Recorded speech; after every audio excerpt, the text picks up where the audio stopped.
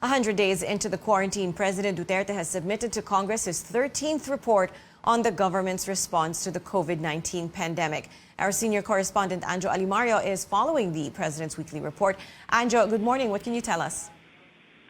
Well, unlike in the previous reports where the President provided a breakdown of the distribution of the first tranche of cash aid, this time he enumerated the approaches taken by the Social Welfare Department in the identification of beneficiaries. He said local governments have been given adequate discretion and control for swift and effective identification of listing of cash aid recipients. He added that contrary to popular opinion, local governments have the latitude which must be included in the list of beneficiaries. He clarified that the Social Welfare Department merely set eligibility criteria to cater to low-income families. The President repeated the causes of delay in the distribution, the same factors he cited back in April. As for the completion of the distribution, instead, the Social Welfare Department signed an agreement with electronic cash transfer providers to accelerate the process.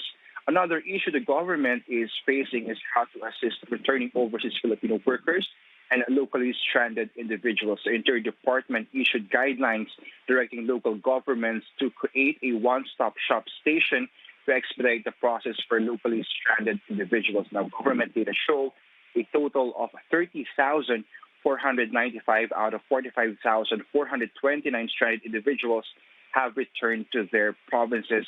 Cruise line companies have also expressed that around 30,000 seafarers are expected to return home, and more than 17,000 land-based OFWs have also signified their intent to be repatriated. Now, this brings the total numbers of repatriates to 93,000, but the President said due to the continuing impact of the pandemic, this number could rise more than 100,000 in the coming months.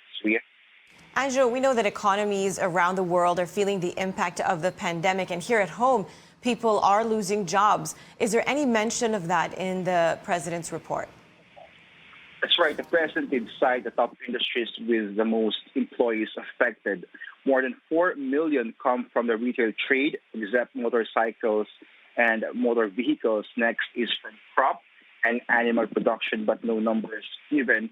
2.5 million workers affected from hunting and related activities, and 2.2 million from construction of buildings. But he said as more regions and provinces begin to ease on their lockdown, employment and economic activities are also gradually improving. Ria?